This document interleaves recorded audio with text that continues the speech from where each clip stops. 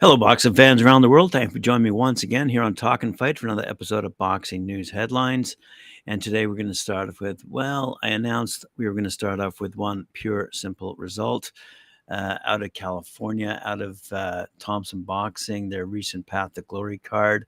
But then I noticed there was another fight that I missed reporting on, so I wanted to bring you up to speed on a couple of women that we've been keeping track of, but I hadn't announced the results of their fights recently. So first of all, I'd like to say in a 8-round main event held at the Doubletree Hotel over in Ontario, California, promoted by Thompson Boxing, and with a special memorial to Ken Thompson, by the way, in that 8-round main event, Angel Beltran, now 16-1 with 9 knockouts, defeated Louis Lopez, who's now 13-2-1 by way of unanimous decision. So I just wanted to make that quick announcement, result of our respect for Ken Thompson, what he's done on the West Coast or had done on the West Coast, and for our friends at Thompson Boxing in California. Keep it alive, boys. All right, here we go. Moving along to the two female fighters I'd mentioned, both courtesy of Split Team Management and both victorious. First and foremost, I want to suggest, as we had mentioned on the Friday night panel with Mike Orr over in Wolverhampton, England, former 2-time world title challenger Candy Wyatt, who's from Calgary, Canada, captured the WBA Intercontinental Welterweight title with a 10-round split decision over Kirsty Bavington, also known as Bavo. Both favorites on our show here. But I wanted to mention that a Canadian had, in fact, beaten a British boxer. For my friend Carl, who listens often to this show. The other person I wanted to mention among the Split T fighters who are mentioned in this particular article, but are easily Googled, this past weekend in Philadelphia, home of Tim Witherspoon, the 2021 United States Olympian Oshai Jones, featured on Knuckle Up with Mike Orr, remained undefeated with a six-round unanimous decision over former world champion Dihana Santana in a welterweight bout at the 2300 Arena. Jones, who fights out of Toledo, by the way, won by scores of 60-54 twice and 59-55, and is now a 2-0 record. Santana out of New York, by the way, is a KG veteran, and she's got a 40-15 record. So good news out of Split T, and good news for the women who continue up the ranks. Let's move along to Matchroom and another couple of women who are going to go toe-to-toe.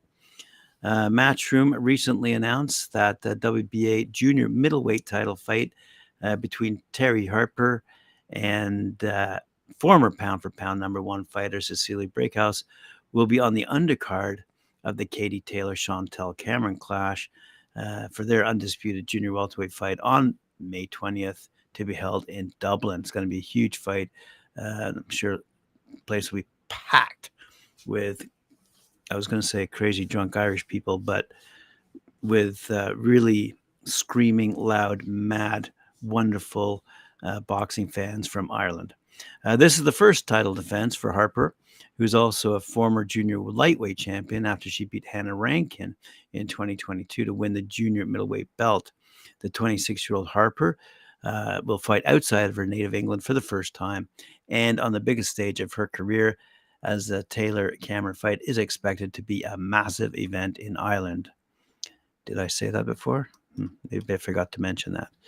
Braekhus, who's 41 years of age, will fight at junior middleweight for her second straight fight after holding at least one welterweight belt from 2009 to 2020.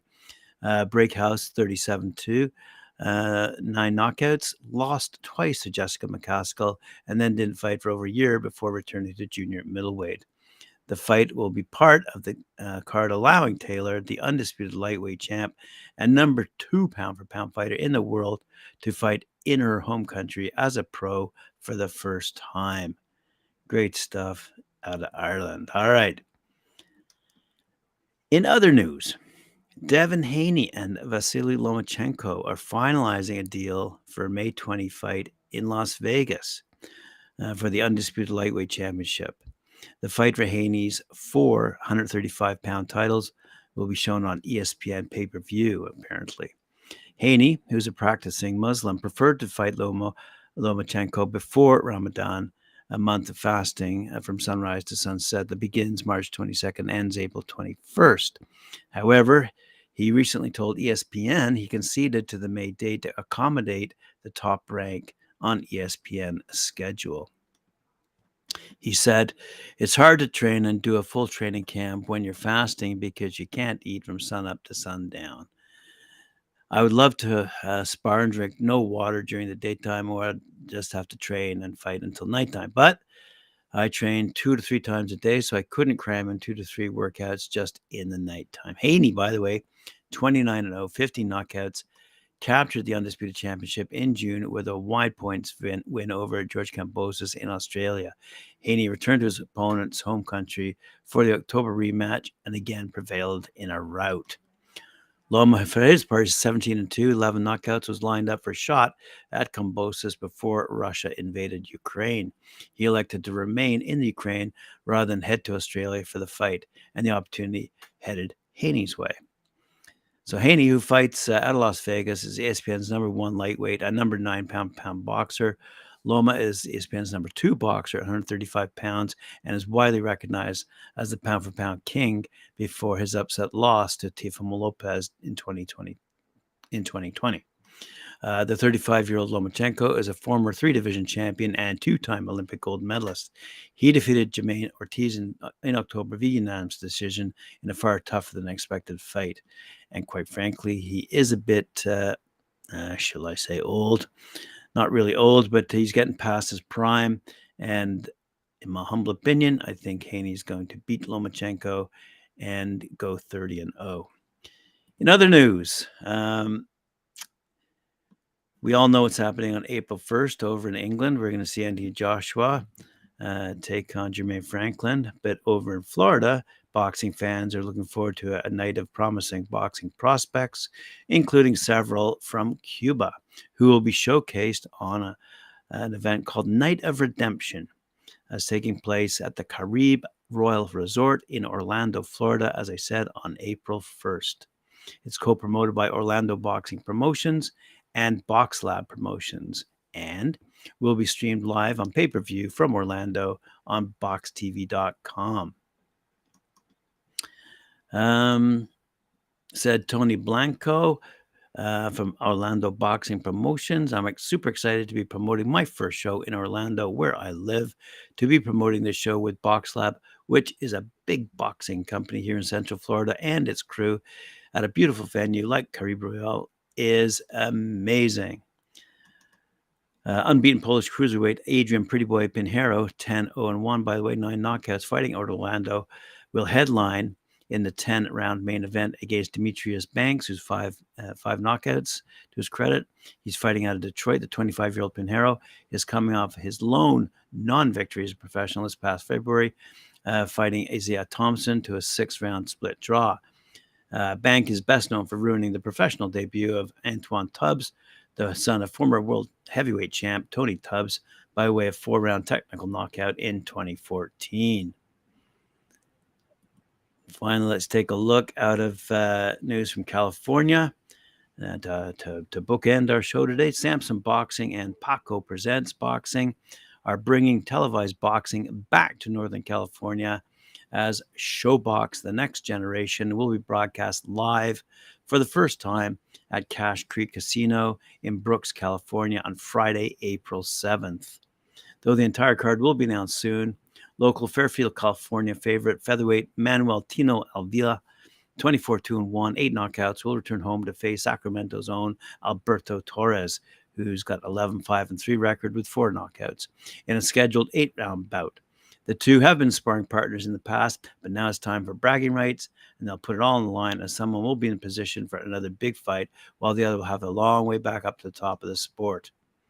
Said Manuel Avila after his layoff, he said, "I took some time off from the sport, but recently returned to the ring, and it felt great. I've never turned down a fight, so why would I start now? I'm excited to fight again in Northern California on a nationally televised card. This type of fight and fight card makes a lifelong fight, makes a This type of fight and fight card makes lifelong fight fans, and I want to put on a great show. Also on the card is the popular super featherweight Kevin Montana. He's 4-0 out of Concord, California. With a bachelor's, he graduated with a bachelor's degree in kinesiology in 2020. He now lives in Sacramento and has a large social media following, nearly 80,000 followers on Instagram, based on 2 accounts alone. The 25-year-old Montana will put his undefeated record on the line on the biggest stage of his career so far. He said, "I'm so excited to be fighting on this type of card. This is my biggest career opportunity, and I'm very grateful." The promoter, Paco Damian, said, he's gone from one of the biggest promoters in Northern California to a global force in boxing, and had this to say about the event.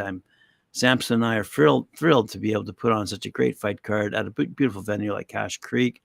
This is a team effort, and Cache Creek has always gone above and beyond by providing top-notch service. So now I'm thrilled to be able to be bringing televised championship boxing to the casino, and this is one of the best fight cards of the year.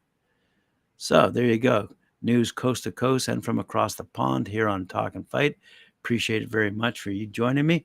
Remember to like, share, subscribe, hit that notification bell, and we'll see you later on at 4 p.m. when I join Mike Gore and Cedric Ben for their show, Knuckle Up.